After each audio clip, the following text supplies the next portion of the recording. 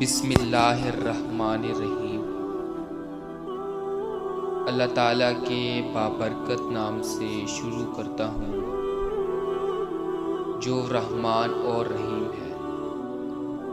پیارے دوستو، السلام علیکم۔ آج کا ہمارا موضوع انبیاء کرام علیہ السلام کے ارشادات ہیں،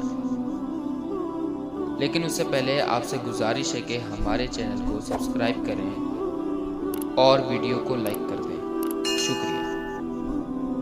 حضرت عیسیٰ علیہ السلام کا ارشاد ہے، اے دنیا کو سونے چاندی کے لیے طلب کرنے والے، ترک دنیا بہت عمدہ چیز ہے۔ تم دنیا سے عداوت رکھو، اللہ تعالیٰ تمہیں محبوب رکھے گا۔ حضرت سلیمان علیہ السلام کا ارشاد ہے،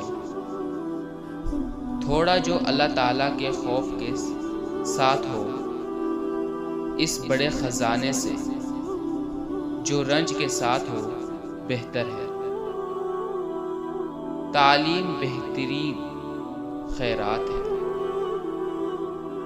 حضرت داؤد علیہ السلام کا قول ہے، جب تمہاری روزی دوسروں کی روزی سے الگ ہو تو پھر یہ بے صبری اور پریشانی کی۔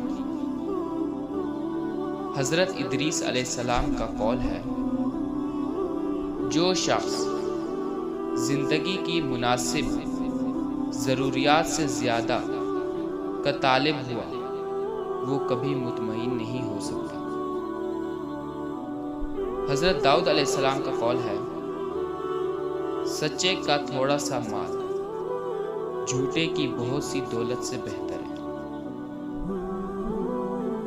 سعادت مند وہ ہے جو اپنے نفس کی نگرانی کرے۔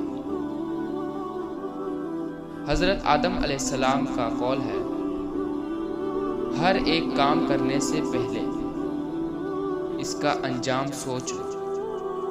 اگر میں انجام سوچ لیتا تو جنت سے نہ نکالا جاتا۔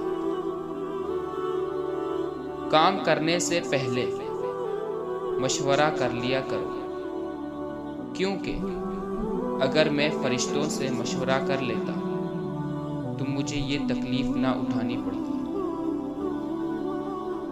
عورتوں کی خواہشات پر کام نہ کرنا۔ میں نے اپنی بیوی کی خواہش پر شجر ممنوعہ کھا لیا اور شرمندگی اٹھائی۔ تھوڑا جو اللہ تعالیٰ کے خوف کے ساتھ ہو اس بڑے خزانے سے جو رنج کے ساتھ ہو بہتر ہے۔ جہالت لڑکوں کے دلوں سے وابستہ ہے، مگر تربیت کی چھڑی اس میں سے اسے دور کر دے گی۔ سعادت مند وہ ہے جو اپنے نفس کی نگرانی کرے۔ جس شخص نے اپنے نفس پر قابو پا لیا وہ اس شخص سے زیادہ طاقتور ہے جو تنہا ایک شہر کو فتح کر لیتا ہے۔ دوسروں کی خوشی اور آسودہ حالی پر حسد نہ کرو، کیونکہ ان کی یہ خوشحال زندگی تو چند روز کی ہے۔ اپنی ضرورتوں کو محدود کر لینا ہی بڑی دولت مندی ہے۔ کتنے تندرست جسم، خوبصورت چہرے اور شیریں کلام کرنے والی زبانیں کل جہنم کے طبقات میں پڑے چیخ رہے ہوں گے۔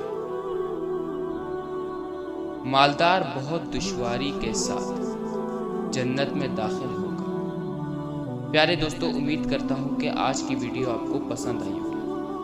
اگر ہماری یہ ویڈیو پسند آئی ہو تو ویڈیو کو لائک کر دیں اور ہمارے چینل کو سبسکرائب کر دیں۔ انشاءاللہ اگلی ویڈیو میں ملیں گے، تب تک کے لیے اللہ حافظ۔